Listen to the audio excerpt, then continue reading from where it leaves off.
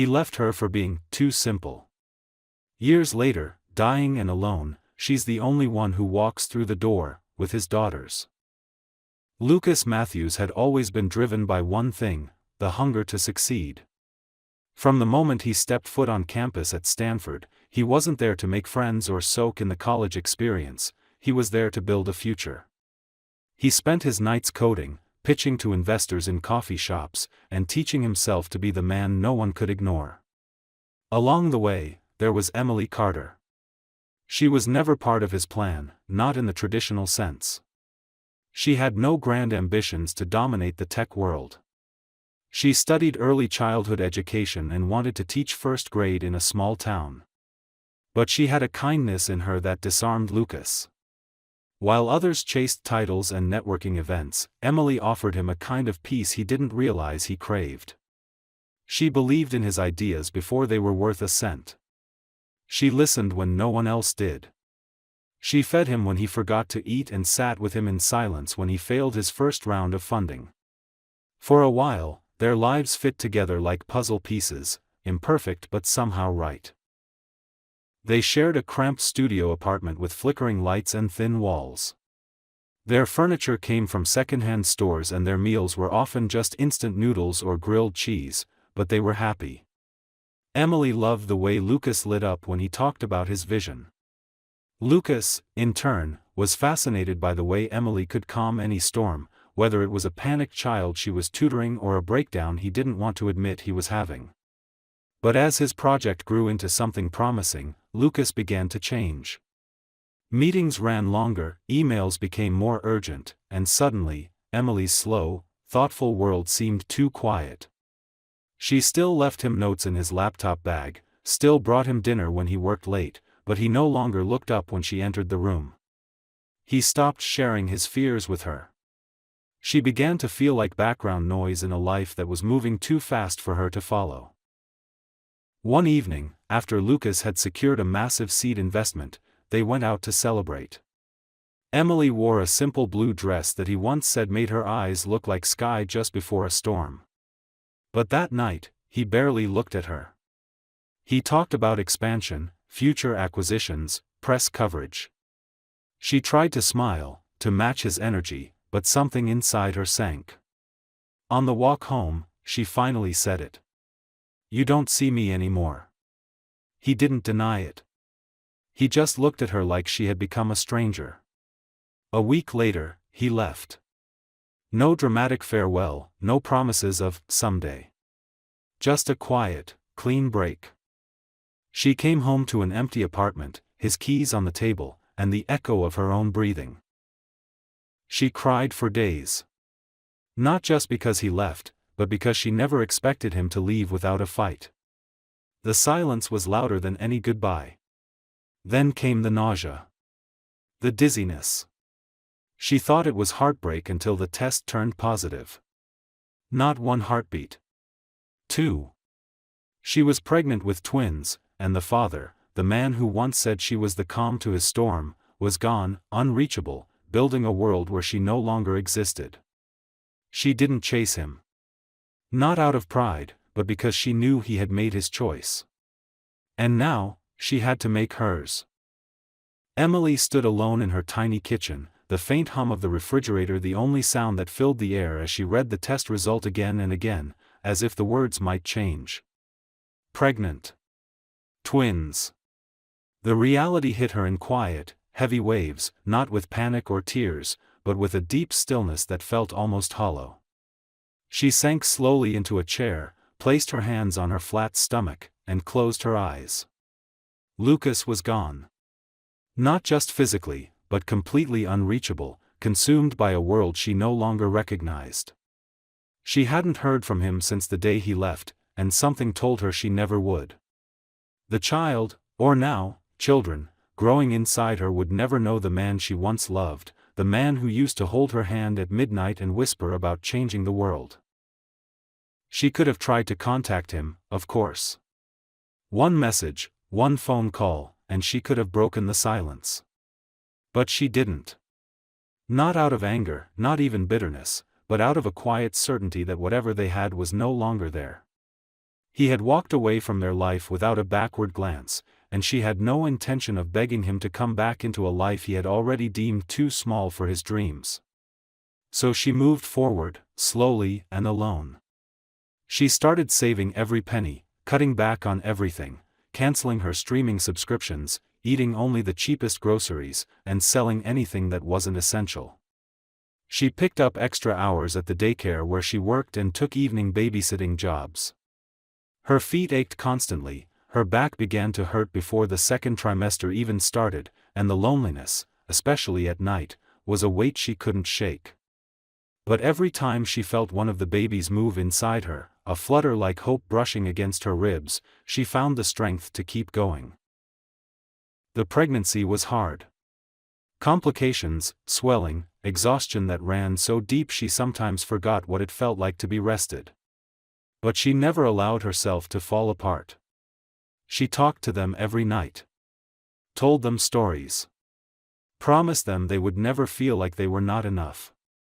She didn't know how she would do it, 2 cribs, 2 sets of clothes, double the diapers, but she knew she would. When the time came, she went into labor alone, taking a cab to the hospital in the middle of the night, gripping her coat in silence as waves of pain made her breath hitch. No one was there to hold her hand. No one waited in the hallway with flowers. But when the nurse placed her daughters in her arms, both wrapped in identical blue hospital blankets, their dark brown hair already soft and thick, and their eyes, bright and startling blue, opened to meet hers, the world became quiet and whole again. She named them Ava and Grace. The first few months were a blur of feedings, sleepless nights, and a constant sense of being overwhelmed. She would stand in the tiny nursery at 3 a.m., one baby on her shoulder, the other crying in the crib, and whisper, "I've got you. I'm not going anywhere." She learned to live on 2 hours of sleep. She taught herself to cook with one hand and feed 2 babies at once. She accepted help only when she absolutely had to, never wanting to burden anyone. Her life was no longer her own, but she didn't mourn that. Every time one of the girls smiled or curled their fingers around hers, she remembered why she chose to stay silent, why she didn't call Lucas, why she never looked back. They grew quickly, side by side, mirror images of the man who had walked away. Sometimes, when she looked at them too long, it hurt. But even that pain became something she accepted, not as a wound, but as a scar she learned to live with. Lucas may have walked out on her, but she had found something so much deeper than the version of love he had offered. She had found purpose. She had found a fierce, quiet power in building a life from the pieces he left behind. And though the world didn't see her strength, and no magazine praised her determination, Emily knew something Lucas might never understand: true success wasn't measured in shares or wealth. It was in late-night lullabies, tiny socks, and the way 2 little girls reached for her with absolute trust. Lucas Matthews stood in his penthouse apartment, staring out over the city skyline that glittered beneath the early morning haze. The glass walls around him reflected back a man who should have felt invincible. He had everything he'd ever worked for: a billion-dollar tech company, global recognition, a team of advisors who followed his every word, and a revolving door of polished women who admired his power more than his soul. But that morning, the silence in his home was deafening. The leather furniture, the award plaques, the sleek kitchen untouched by anything other than catered meals, it all felt like a museum exhibit of someone else's life. He poured himself a black coffee, no sugar, no cream, and sat at the edge of the couch he never relaxed on. There had been no peace in his life for years, only momentum. His calendar was full, his phone never stopped buzzing, and his assistants made sure he never had to face discomfort for more than 5 minutes. But somewhere along the way, the fire that once burned with ambition had turned to something colder, something hollow. His victories felt muted. His celebrations were strategic. He couldn't remember the last time he had laughed, not a performative chuckle at a networking dinner, but real, unfiltered laughter. He scrolled through his contacts, pausing at names he hadn't called in years. He didn't know who he would even call if he got sick, if something went wrong. His parents had passed away within a year of each other, both of them proud of him but bewildered by the world he had chosen. He had no siblings. His childhood friends had faded as his success grew, not out of envy but out of incompatibility. He had become unreachable. Unrelatable. One night, at a charity gala filled with people who smiled too wide and asked the same questions in different ways, Lucas had excused himself early. He got into the back of his chauffeured car and told the driver to just drive. No destination. Just away. For an hour, he rode through neighborhoods he didn't recognize, watching families through glowing windows, children chasing each other in pajamas, couples walking dogs. He saw a woman pushing a stroller and felt something pull at him, a flicker of something he couldn't name. It wasn't longing. It was memory. He dreamed about Emily that night. She was laughing in that blue dress, the one she wore on their last night together, sitting barefoot on the couch of their old apartment, eating cereal at midnight. She wasn't saying anything in the dream. She was just there. And when he woke up, his chest felt heavy with something more suffocating than regret. It was the realization that he had walked away from the only part of his life that ever felt real. That same week, he noticed the pain. It started in his back, dull but persistent. Then came the weight loss. He dismissed it. He was tired, overworked. Stress. But his doctor didn't agree. Blood tests led to scans. Scans led to biopsies. And then came the diagnosis, dropped into his lap like a hammer wrapped in silk. Cancer. Rare. Aggressive. Suddenly, the empire he had built seemed meaningless. The meetings, the mergers, the reputation, it wouldn't hold his hand during chemo. It wouldn't comfort him at 3 a.m. in a cold hospital bed. He told almost no one. Only his COO and lawyer knew, and even they were instructed to keep it under wraps. He didn't want pity. He didn't want headlines. But most of all, he didn't want to admit how alone he truly was. As treatments began, the side effects arrived like thieves, quiet and cruel. The first time he vomited blood, he realized no one was coming. Not a friend. Not a partner. Not even a nurse who cared beyond protocol. He lay in a hospital bed one night, staring at the ceiling, the room buzzing with machines, and thought about Emily. He wondered where she was, what she was doing. Whether she had ever thought of him again. He didn't know that she had thought of him every day, not with love, but with the ache of unfinished stories. He had no idea that two little girls, both with his eyes and his stubborn chin, existed just a few miles away, whispering their hopes to a mother who had never once spoken his name with hatred. Lucas closed his eyes, the pain in his bones rising like a tide, and whispered a name into the dark. Not the name of a company, not a brand, not a product. Just her name. Emily. He didn't know what he expected, certainly not forgiveness. But he also knew, for the first time, that if he had one last chance to make anything right before he left this world, it would begin and end with her. Emily had never truly stopped wondering if Lucas thought about them, about her, about the daughters he never knew, about the version of life they might have had if he hadn't chosen ambition over everything else. But she never expected to hear from him again, and certainly not the way she did. It came in the form of a plain envelope, no return address, slid quietly into her mailbox on a Wednesday afternoon. She almost didn't open it, thinking it was another piece of junk mail. But when she finally unfolded the single sheet of paper, her breath caught in her throat. The handwriting was unmistakably his. Clean, precise, the same style he used to scrawl notes on napkins when inspiration struck over midnight coffee. There were only a few lines. No apologies. No explanations. Just a message that said he was sick and didn't know who else to reach out to. He didn't ask for anything. He didn't beg. He just said he was alone. And then, below the signature, an address.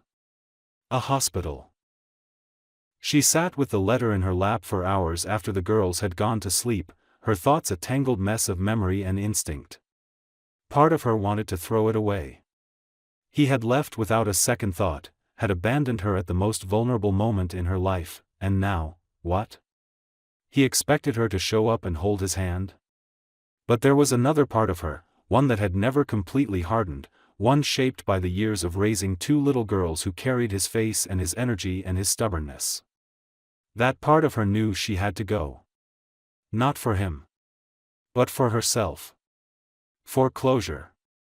For clarity. For something she couldn't yet name but knew was waiting at the end of that hospital hallway. The next morning, she woke up before dawn, packed a small bag with snacks and picture books, dressed Ava and Grace in matching sweaters and jeans, and told them they were going to visit someone very important.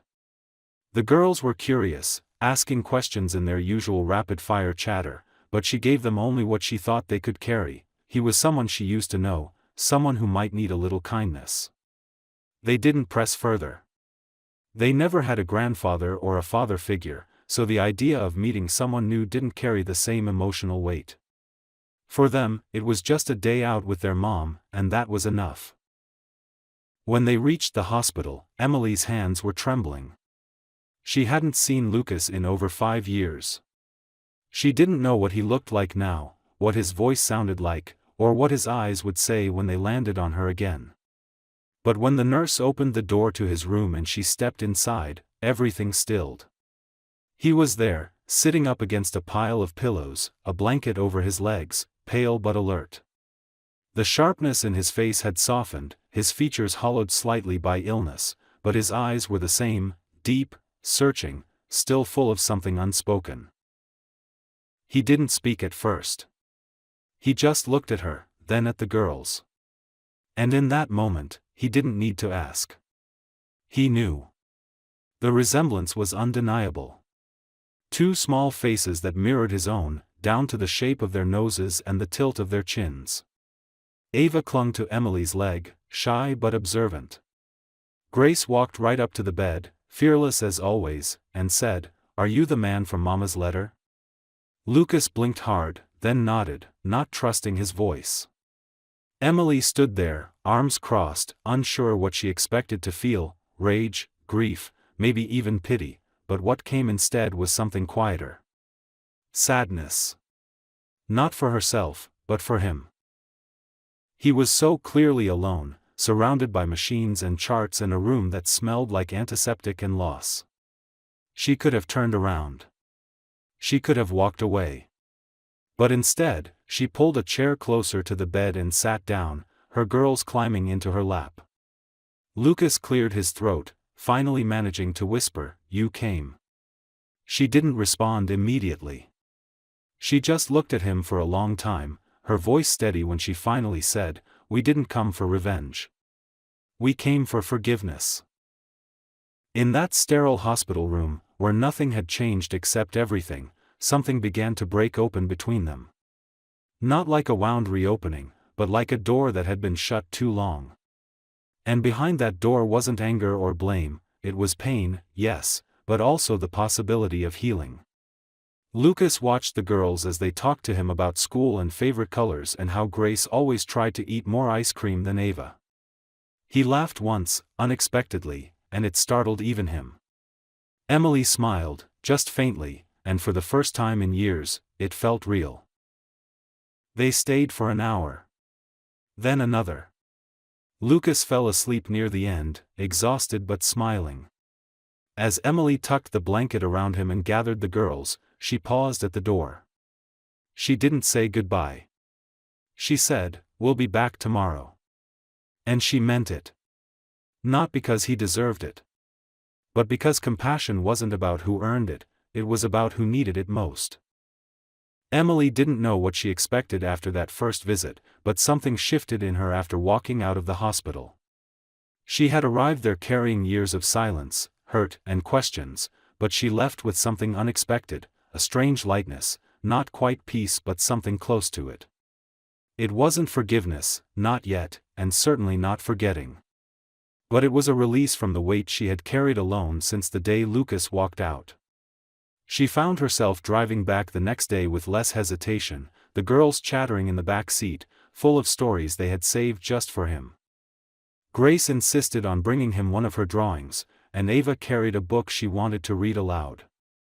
Emily hadn't told them much, but somehow the girls seemed to understand that this man mattered in a way they couldn't name. When they arrived at his hospital room, Lucas was sitting up again, looking a little stronger than the day before. The look on his face when the girls entered was something Emily hadn't seen on him in years, pure, unfiltered emotion. He didn't try to mask it with charm or confidence. He looked at them like he was memorizing their faces, afraid they might disappear if he blinked too long. Grace ran to him without hesitation, holding up her drawing, a messy but colorful picture of 3 stick figures with matching brown hair and blue eyes. "This is you, and Mommy, and me and Ava," she announced proudly. Lucas took the paper like it was a priceless artifact. He didn't speak, just nodded, swallowing hard as he blinked away the tears. Ava was more cautious. She climbed into a chair near the bed and opened her book, glancing up at him with quiet curiosity. "Do you want to hear a story?" she asked. Lucas nodded again, his voice still weak. "Very much."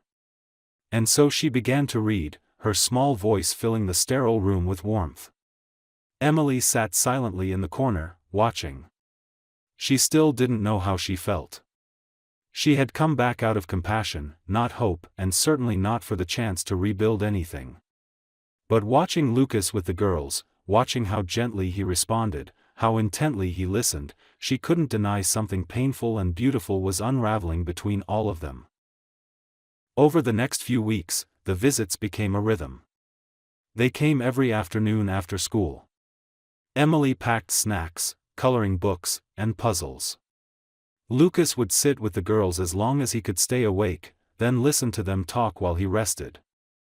The girls quickly formed their own relationship with him, unburdened by the past. They didn't care about mistakes or history. They just knew he smiled when they entered the room and always asked to hear more about their day. Emily stayed guarded, never letting her emotions show too much. She didn't want him to misinterpret her presence as reconciliation. She was there for the girls, and, if she was honest, for the part of herself that still remembered the man he once was before ambition turned him cold. But Lucas was changing. The illness had stripped away the layers of ego and control he once wore like armor. In its place was someone raw and honest, someone who didn't pretend anymore. He started to talk to Emily, slowly, carefully. He asked questions he had never bothered with before, how she had managed after he left, what the pregnancy had been like, what the girls were like as babies. Emily answered when she could, but some things she still kept close.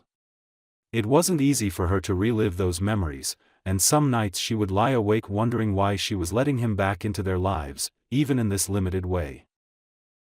One afternoon, while the girls were drawing on the floor, Lucas turned to Emily and said quietly, "I didn't leave because I didn't love you. I left because I was afraid I wouldn't know how to be enough for you and still be who I thought I had to become." She didn't look at him right away. She watched the girls coloring, their small bodies curled over paper, lost in their own world. "You weren't supposed to be perfect," she said eventually. "You were just supposed to stay." He nodded slowly. "I know that now." It wasn't an apology. Not really. But it was the first time he had admitted fear, the first time he had stripped away the arrogance that once defined him. Emily didn't answer. She didn't need to. They both knew the conversation wasn't about the past anymore. It was about what little future they still had. As the days passed, the prognosis remained uncertain.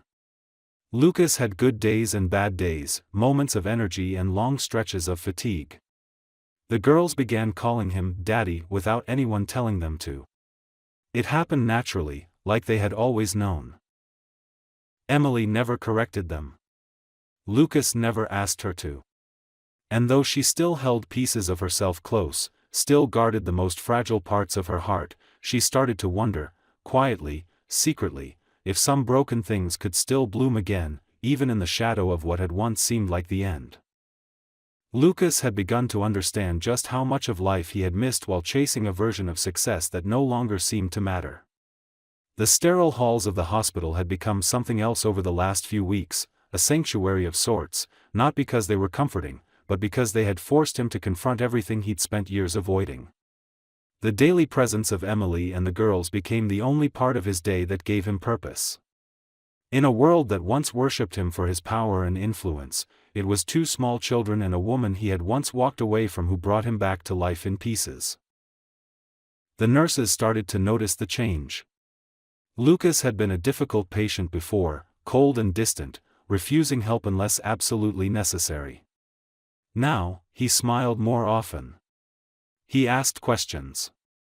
He even laughed, quietly, when the girls made up songs about the beeping monitors or called the four-pole robot spaghetti.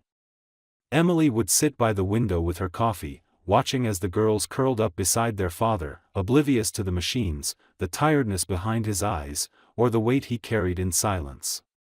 She had begun to notice how he looked at them when he thought she wasn't watching, like every second was something he needed to memorize.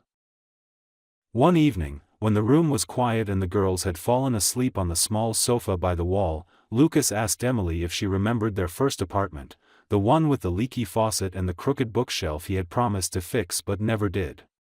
She smiled faintly, not at the memory of the place itself, but at the warmth it carried, the sense that they were two people trying to build something real, even if the foundation hadn't been strong enough at the time. He told her he still remembered the way she used to sing while cooking, sometimes off-key, always loud. He said he missed the sound of her voice more than anything after he left. Emily didn't respond right away. The room held the kind of silence that only people with shared history can sit inside without discomfort. Eventually, she spoke, not out of bitterness but honesty. She told him how alone she had felt in the delivery room, how terrifying it was to bring two lives into the world without the person who had helped create them. She told him how Ava had been born crying but Grace had arrived in silence, and for a moment, the doctors thought something was wrong. But then Grace had opened her eyes, those same intense brown eyes that stared straight through people like they were windows, and Emily knew she would be just fine. Lucas listened without interruption. For the first time in his life, he wasn't trying to fix anything. He was just present, absorbing the story he hadn't been brave enough to live through. When Emily finished, she looked at him and said, "You missed a lot, Lucas." He nodded, voice thick. "I know. And I'll never be able to give those years back to you, or to them. But if you'll let me, I want to make something of what's left." His words weren't promises. They weren't grand gestures. But they were grounded in something she hadn't seen in him before, humility. That night, before she left with the girls, Emily tucked the blanket around his legs and paused. She leaned down and kissed his forehead gently, something she hadn't done in nearly 6 years. He closed his eyes, holding on to the warmth of that simple gesture longer than he held on to any business deal or award he'd ever received. Back at home, the girls started drawing pictures of the hospital room, always including a version of their father in the bed and themselves sitting beside him. Emily kept every one, taping them onto the fridge, watching the way they colored him with soft smiles and open eyes. There was no bitterness in their art, only love, the kind that didn't ask questions or count years lost. Lucas began to write letters in his journal, one for each girl, one for Emily. He didn't tell anyone. It wasn't for the sake of closure, but a way to hold on to everything he was just beginning to understand. In those pages, he poured out what he never had the words to say aloud. He wrote about how he had always thought strength meant not needing anyone, and how wrong that belief had been. He wrote about the moment he first saw Ava read to him, how her voice filled the room with calm, and the way Grace's hand felt when she slipped it into his without hesitation. And he wrote to Emily about the quiet courage it must have taken to show up again, not for him, but for their children, and maybe, just a little, for herself. The illness still moved through him, unpredictable and cruel, but he no longer met each day with dread. There was something to look forward to now. Even if his future was uncertain, the present finally felt worth holding on to. Lucas began to measure time differently. It was no longer tracked by meetings, flights, or quarterly reports. Now it was measured by the sound of his daughter's laughter echoing in the sterile hospital room, by how long he could stay awake while Ava read to him, or by how many puzzles he could finish with Grace before fatigue took over. Each moment became its own world, and he held them carefully, like glass, fragile, precious, fleeting. He had once lived on the edge of a calendar so tightly packed he barely had time to breathe, but now time stretched differently. Sometimes an hour felt like a lifetime. Sometimes an entire day passed in the blink of an eye, especially when the girls were there. Emily noticed the changes in him more than anyone. At first, she watched skeptically, unsure if what she was seeing was real or just a performance. But Lucas no longer seemed to care about appearances. He spoke openly, even about his regrets, and never tried to justify his choices. Instead, he asked questions he used to avoid. He wanted to know everything: the girls' favorite songs, what made them cry, who their best friends were at school, what foods they refused to eat even after being bribed. He remembered the little things she said. He asked again when he forgot. He was present in a way that stunned her. One morning, after a particularly long night where Lucas had struggled with nausea and couldn't sleep, Emily arrived to find him holding one of the letters he'd been writing. He handed it to her without a word. She sat beside him and read it while he rested his eyes. The letter wasn't poetic. It didn't try to romanticize the past or beg for forgiveness. It simply told the story of a man who had chosen ambition over love, and how that choice had cost him years of something he could never get back. He thanked her, not just for showing up, but for not poisoning the girls with resentment, for allowing them to see him not as a mistake but as a possibility. By the time she finished, there were tears on her cheeks, silent and slow. She didn't speak. She just reached out and took his hand. He squeezed it, weakly, and for the first time in a long time, there was nothing left unsaid between them. That day, Emily brought photo albums. Not just of the girls, but of her life without him. Birthdays, school performances, Halloween costumes, messy first drawings. She flipped through them with Lucas, pointing out the tiny details: the tooth Ava lost too early, the way Grace always tried to smile with her whole face. Lucas studied each picture like it was a clue to a mystery he'd been too blind to solve for years. The girls arrived later, full of energy and stories about a school art contest. Grace had won third place. Ava had helped another classmate and was given a kindness certificate. Lucas lit up at every detail. He asked to see the drawings and held the crumpled paper like it belonged in a museum. When Grace climbed into bed beside him and placed a toy in his hand, her favorite stuffed fox, he almost broke. "You can borrow him tonight," she whispered. "He helps me sleep when I have bad dreams." Lucas didn't trust his voice enough to answer, so he simply nodded, clutching the soft toy with shaking fingers. That evening, after the girls had gone and Emily stayed behind, Lucas asked her something he hadn't dared say aloud. "Do you think they'll remember me well?" It wasn't self-pity, not anymore. It was the honest question of a father trying to make peace with the limits of time. Emily looked at him, her eyes both tired and full.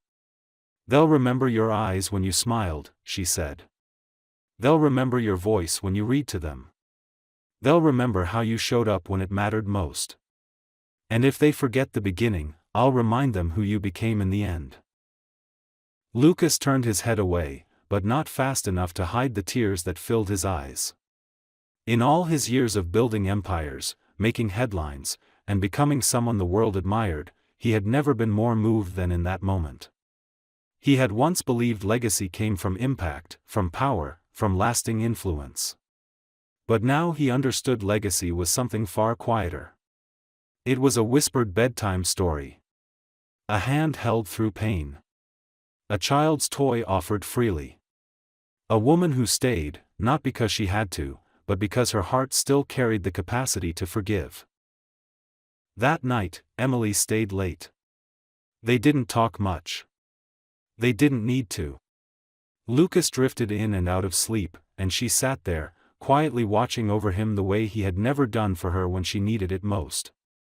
And still, she stayed. Not to settle a score. Not to rewrite the past. But to be there in the moments that still mattered. Because sometimes, the most powerful kind of love isn't the one that never breaks. It's the one that breaks, and comes back softer, braver, and still willing. Lucas's health began to decline more noticeably in the final weeks of spring. There was a change in the rhythm of things. He tired more easily, his voice grew softer, and his hands trembled when he tried to hold a pen or reach for a cup. The hospital room, once filled with quiet chatter, drawings, and the sounds of small footsteps, began to feel slower, quieter, as if time was beginning to prepare everyone for goodbye. But even as his strength faded, something else grew stronger in its place, a kind of peace that came only after everything had been stripped away. He no longer fought the illness or the truth of his mistakes. Instead, he focused on what still remained. One morning, Emily arrived to find him propped up in bed, looking pale but alert. His eyes searched for hers the moment she walked in. He smiled, and despite the weakness in his body, his face lit up in a way that made her chest tighten. She set her things down and moved closer, sitting beside him, her hand finding his without hesitation. "I was hoping you'd come early," he said, his voice raspy but clear. "There's something I want to do before the girls get here." From the bedside drawer, he pulled out a small, worn envelope. Inside were the letters he'd written, folded neatly and labeled with each of their names, Ava, Grace, and Emily.